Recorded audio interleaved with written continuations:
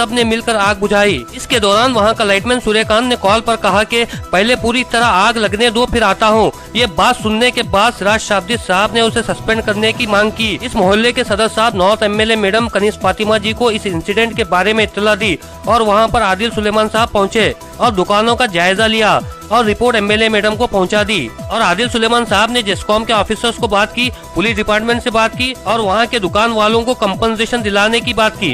अस्सलाम वालेकुम रहमतुल्लाहि व बरकातहू। मैं सिराज शाब्दी सोशल टीम से यहाँ पे जो जमा होने का मकसद, ये लोहार के जो कारोबारी है बम्बू बाजार में, कल रात में जो इंसिडेंट हुआ यहाँ पे फायर आग लगने की वजह से 4 दुकान यहाँ पे जल चुके हैं, जिसमें कई लाखों रुपए के मशीन्स थे, वो मशीन्स तक जल गए।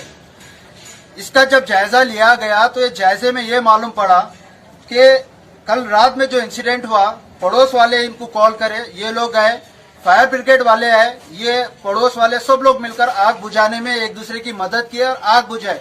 उस दौरान यहाँ का जो लाइनमैन है सूर्यकांत जो यहाँ के लाइनमैन है ऑन ड्यूटी, उसको जब कॉल करके बताया गया कि यहाँ पे इंसिडेंट हुआ, आपको जल्दी आना है, तो सूर्यकांत ने कहा कि पूरे दुकानों को पहले आग लगने दो, उसके बाद आता हूं बोल के।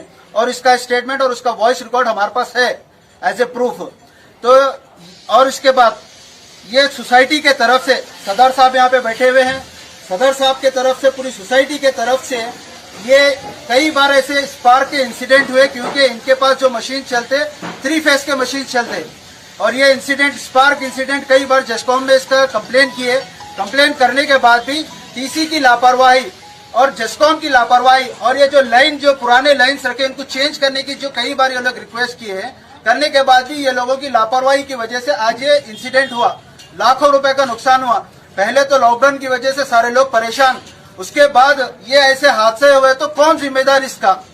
हुकूमत को सोचना चाहिए और जेस्कॉम वालों को। ये एक इंसिडेंट ये नहीं है, आप अगर याद करेंगे तो चप्पल बाजार में भी ऐसा इंसिडेंट हुआ था इलेक्ट्रिकल शॉक की वजह से, वो टाइम पे भी लापरवाही किए थे। जेस्कॉम वालों को ये ऐसे स्ट्रिक्ट वार्निंग तो समझिए आप, या ऐसे रिक्वेस्ट समझिए कि आप लोगों को आपके जितने भी टीसी है उनको रेक्टिफिकेशन करना जरूरी है, क्योंकि आज इनके साथ ये हादसा हुआ, कल किसी और के साथ ये हादसा ना हो। आज ये लोग रोजमर्रा की जिंदगी में परेशान है, अब ऐसा वैसा करके कैसा भी ये लोग अपनी जिंदगी फिर से स्टार्ट करना इनको बहुत मुश्किल हो जाएगा।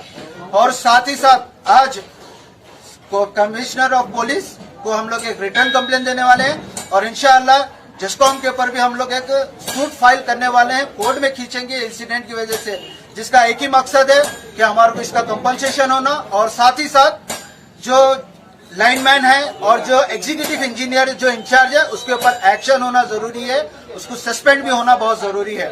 लाइनमैन है सूर्यकांत 44 और जो एग्जीक्यूटिव इंजीनियर यहाँ पे इंचार्ज आते हैं वो लोगों को सस्पेंड होना बहुत जरूरी है। बस यही है कि भाई आज इनके साथ जो हुआ दूसरों का साथ ये हादसा नहीं होना चाहिए। शुक्रिया।